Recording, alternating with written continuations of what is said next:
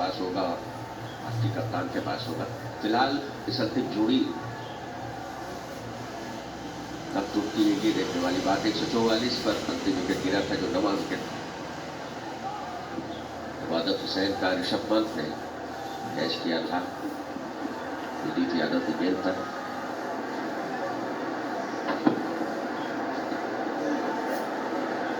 काफी मुश्किल में लगातार बांग्लादेश की टीम अभी भी 259 रनों से पीछे है। हम याद दिला दें अपने दर्शकों को कि कल भारत ने 404 रन बनाए थे और जब दूसरे दिन का खेल समाप्त हुआ था तो बांग्लादेश का स्कोर 8 विकेट था। 133 के नुकसान पर शानदार गेंदबाजी का प्रदर्शन पहले मोहम्मद सिराज और उसके बाद कुलदीप यादव के द्वारा। कल उनके झोली में 4 विकेट थे और आज यहां पर एक और विकेट उन्होंने प्राप्त किया, तो 5 विकेट अपने पूरे किए।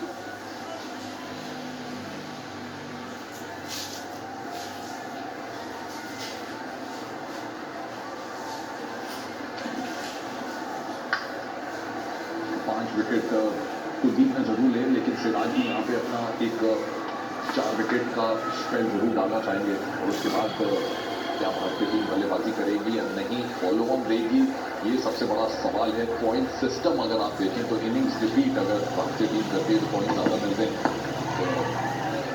तो क्लोज कॉल है यहाँ।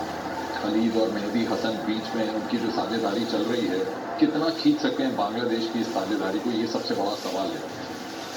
और इस समय आप चाहोगे अगर आप बांग्लादेश को सपोर्ट कर रहे हो कि मेहदी हसन ज्यादा स्ट्राइक पे रहें, नहीं तो इस तरह की बातें होती रहेंगी क्रिकेट के मैदान में।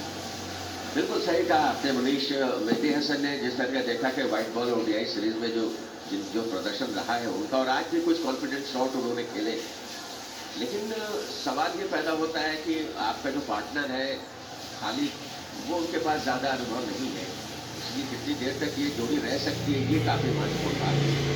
मोहम्मद सिराज को वो लय आज प्राप्त करनी पड़ेगी। हालांकि विकेट से तेज भारत को चाहिए, कल जो उन्होंने प्राप्त किया था, यही कारण है कि जहाँ एक तरफ कुलदीप यादव की चर्चा हो रही है, वहीं मोहम्मद सिराज की शानदार गेंदबाजी की चर्चा हो रही है। अभी 4th अंपायर में हमारे एक्सपर्ट्स बता रहे थे कि किस तरह से उन्होंने अपने आप को तब्दील किया, अपने आप को चेंज किया, तो ये काफ़ी महत्वपूर्ण बात है मोहम्मद सिराज के संबंध में।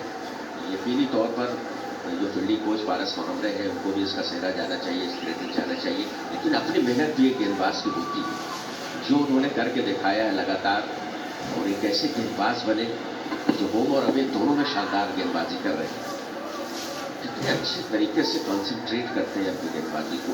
और उनका सबसे जो पहला प्रयास होता है मनीष के बल्लेबाज को खेलने के लिए मजबूर किया जाए।